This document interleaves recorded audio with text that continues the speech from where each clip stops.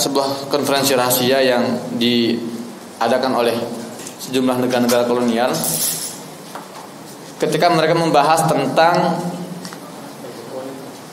strategi bagaimana mereka bisa menguasai dunia tanpa harus menghadapi banyak hambatan-hambatan yang selama ini mereka ketemukan dari para pejuang muslim di berbagai negara.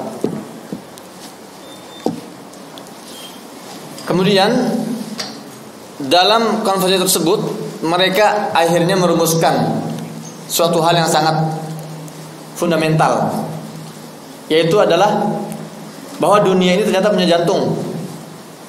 Dunia punya jantung, dimana kalau jantung ini dikuasai, maka dunia bisa dikuasai. Dan pilihan mereka jatuh pada Palestina. Ini adalah simbol.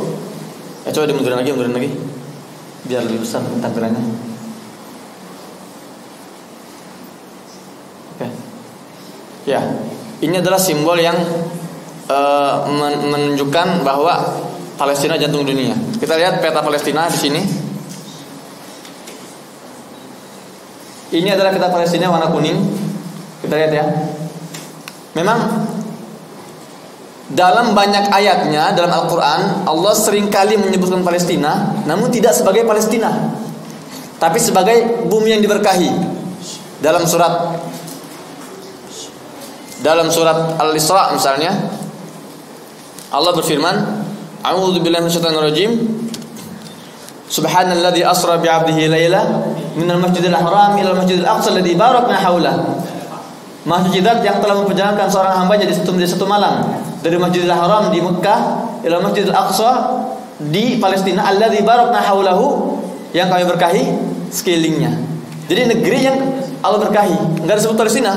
Namun dalam ayat surat lain Al-Anbiya ayat 1 berfirman, "Wa najainahu wa lutan ilal ardi allati barakna fiha." Dan kami selamatkan Ibrahim dan Lut ke sebuah negeri yang telah kami berkahi untuk seluruh alam. Dalam surat Al-Anbiya 81 juga Allah disebutkan wali Sulaiman ar-riha asifatun tajri bi amrihi ila al-ardi allati barakna fiha. Dan kami tunjukkan untuk Sulaiman angin yang sangat kencang tiupannya yang berhembus dengan perintahnya ke negeri yang kami berkahi padanya. Artinya apa? Memang Palestina ini Allah berikan sebuah keberkahan. Saya tinggal di Palestina sejak 2011. Keberkahan tuh macam-macam. Contoh kita lihat Palestina ini tanahnya gersang, pasir, tapi lihat buah-buahannya. Ini adalah buah yang saya foto di Palestina. Ada yang tahu ini buah apa? Ini buah delima ini. Bahasa Arabnya rumman. Ada dalam surat Ar-Rahman. Ya, buah delima ini salah satu buah surga yang Allah sebutkan dalam Al-Quran. Lihat ukuran tangan saya ini, Ya, lihat ukuran tangan saya. Ini jari-jari saya. Jadi gede sekali. Kemudian juga ini contoh betapa di Gaza ini, di Palestina, kita mau nyari toko-toko buah gampang sekali. Dan buah-buahnya lihat ini jeruknya misalnya. Ini buah apa, ada yang tahu? Ini buah tin. Buah tin wa zaitun, gitu ya. Buah tin wa zaitun. Dan ini buah anggur. Kita lihat anggurnya. Masya Allah, subur, berkah. Ini bukti keberkahan Palestina. Kita lihat. Dan ini adalah buah stroberi, ya, masya Allah. Lihat buahnya ya, warnanya, bentuknya, rasanya manis, ya, semanis yang memegang buah ini. Ini istri saya. Ini orang Palestina, jadi saya menikah dengan orang Palestina, alhamdulillah. Dan pamannya dia ini adalah mantan Menteri Agama Palestina, doktor di bidang akidah. Nah, itu keberkahannya. Kemudian keberkahan lainnya adalah lokasinya. Ya, tadi kita sudah menyepakati bahwa Palestina itu adalah negeri yang Allah berkahi, tidak hanya tanah tapi juga lokasinya. Kita lihat Palestina ini berada di titik yang sangat strategis yang mengikat 3 benua besar. Sebelah kanan ini adalah benua Asia, ya, dan sebelah barat laut Palestina berbatasan langsung dengan laut Mediterania. Ini lautnya orang Eropa nih. Kalau ke atas sana ini ketemu Turki, kemudian ada Italia, ada Spanyol, ada Prancis dan sebagainya. Dan ke arah barat daya Palestina ini berbatasan langsung dengan Mesir. Ini Kairo ya. Mesir ini adalah benua Afrika. Jadi Palestina adalah satu-satunya negeri yang mengikat 3 benua besar. Maka dari itu barang siapa menguasai Palestina, maka dia menguasai dunia. Itu kuncinya. Makanya hari ini Zionis ini berusaha dengan kekuatan medianya dan kekuatan politiknya, berusaha agar umat Islam ini abai melupakan Palestina. Kenapa? Agar mereka bisa fokus menjadi Palestina, agar mereka bisa fokus menodai negeri para nabi. Jangan lupa ya, Palestina ini negeri para nabi. Nabi Isa lahir di Palestina, Nabi Daud, Nabi Sulaiman lahir di Palestina, Nabi Yusuf lahir di Palestina, Nabi Harun, Nabi Zakaria, Nabi Yahya, Nabi Ismail, Nabi Ishaq, Nabi Syuaib. Itu Nabi Syuaib itu orang Palestina itu. Masya Allah. Dan hari ini Palestina sedang terjadi. Kita lihat inilah kondisi Masjidil Aqsa hari ini. Jangan bilang bahwa kewajiban mempertahankan Masjidil Aqsa adalah kewajiban umat Islam Palestina doang. Itu kewajiban kita semua.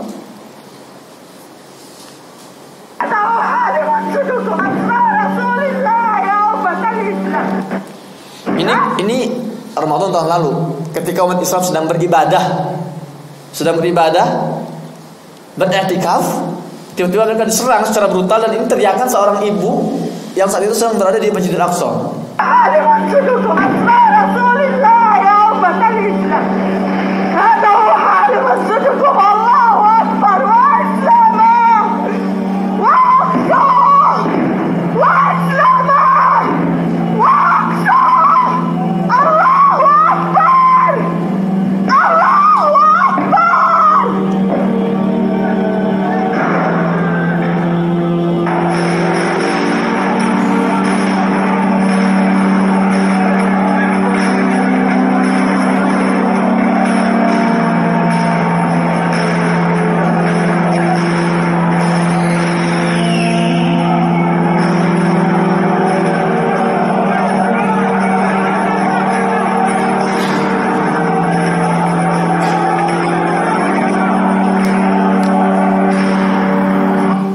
Al-Aqsa. Sekarang kita lihat ke Gaza. Sebelum saya pulang ke Indonesia, saya sempat saya mengunjungi sebuah kampung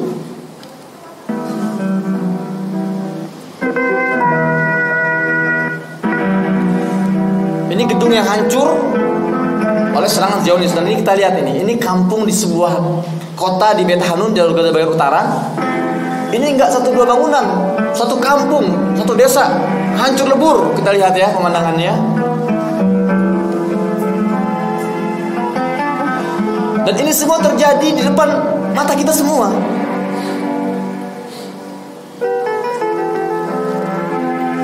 My name is Rahaf Nasir. I am 11 years old. Dia bilang, nama saya Rahaf Nasir, saya usia 11 tahun. At night we were sleeping. Malam tadi ketika saya sedang tidur nyenyak, jam 1 malam, tiba-tiba suara bom menggelegar di sekitar kami.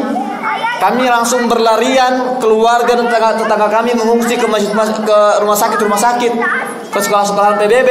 Look one night. You is the movement hospital at the school. My family and my family. Dia bilang, kami hanya anak kecil, 11 tahun. Apa salah kami? Are 11 years. Ya, kenapa mereka membunuh kami? Apa salah kami? Dia bilang, saya kalau udah gede saya mau jadi seorang dokter untuk membantu meringankan beban warga kami di Palestina. Alhamdulillah, ya tahun 2021 itu kami juga sempat dititipi amanat oleh umat Islam Indonesia. Ya, kami berikan mereka bantuan logistik mendesak. Karena warga Gaza ini, Masya Allah, sulit kondisinya itu.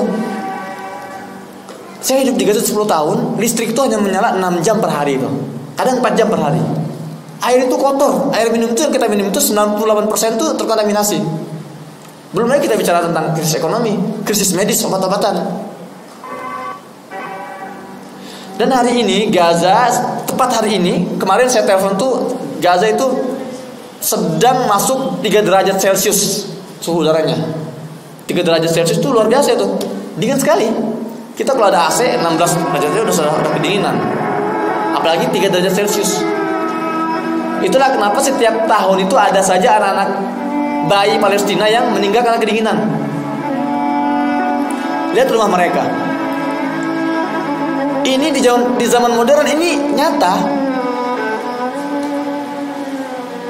Kita lihat bagaimana anak-anak bayi mereka yang tinggalnya itu di tempat-tempat terbuka, rumah-rumah mereka yang tidak layak dihuni. Dan kami juga setiap musim dingin tahun ini kami juga ada program untuk menyalurkan bantuan langsung ke rumah-rumah warga. Dan setiap kami masuk ke rumah-rumah mereka, saya selalu katakan kepada mereka bahwa kalian jangan khawatir, kalian tidak sendirian. Ada 200 juta umat muslim Indonesia yang senantiasa mendukung perjuangan kalian. Kami umat muslim Indonesia tidak akan pernah meninggalkan kalian semua walau sekejap. Dan ini yang harusnya kita tunjukkan kepada mereka. Karena hari ini dunia sudah meninggalkan Palestina.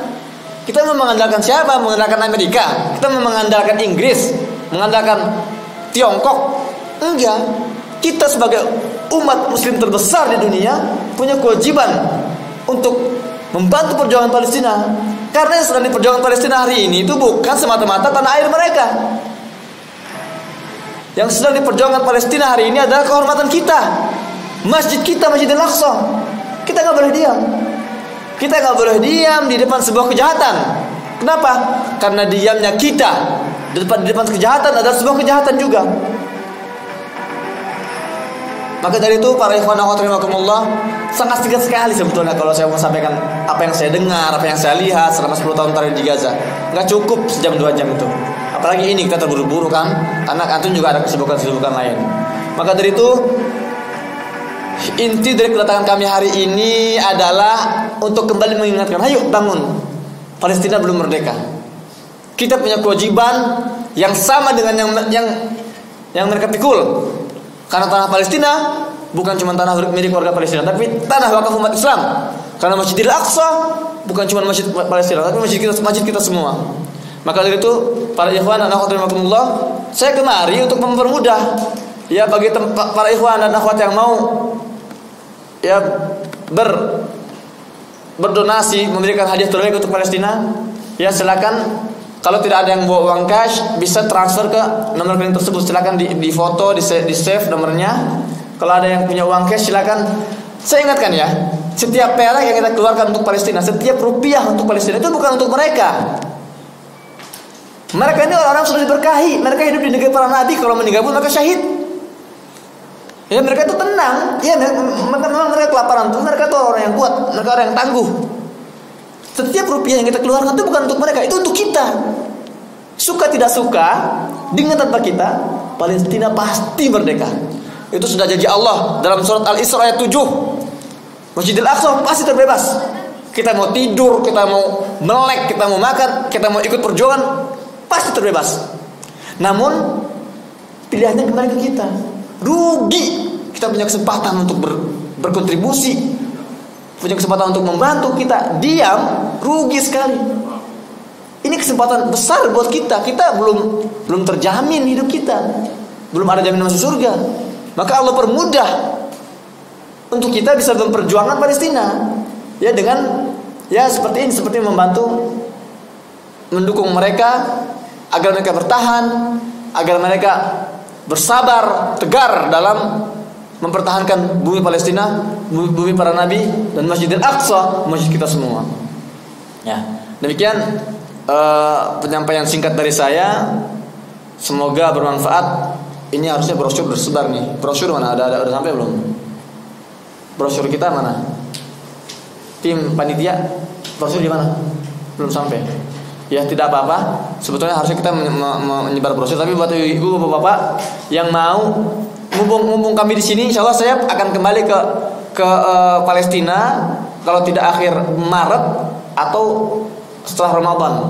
Saya akan kembali ke Palestina dan saya akan melanjutkan perjuangan. Biarlah saya yang mengambil resiko. Tidak apa-apa saya mengambil resiko terkena dentuman bom, ya resiko hidup dalam konflik, tanah yang sedang dijajah, tidak apa-apa. Ya tapi sudah menjadi kewajiban saya untuk membangunkan kita semua, mengingatkan lagi bahwa perjuangan Palestina belum usai. Dan kita punya kewajiban yang sangat mulia. Kita punya misi yang sangat mulia. Kalau Amerika, Inggris, Perancis itu semua optimal, all out mendukung penjajahan, mereka dukung dengan dukungan politik Israel, dukungan dana, dukungan militer. Kita harusnya lebih masif lagi. Dan apa yang saya sampaikan di sini tentang penyebab kenapa Palestina ini menjadi sasaran, apa itu konflik di Palestina, ini bukan untuk konsumsi antum pribadi, tapi tolong antum juga sebarkan semangat ini.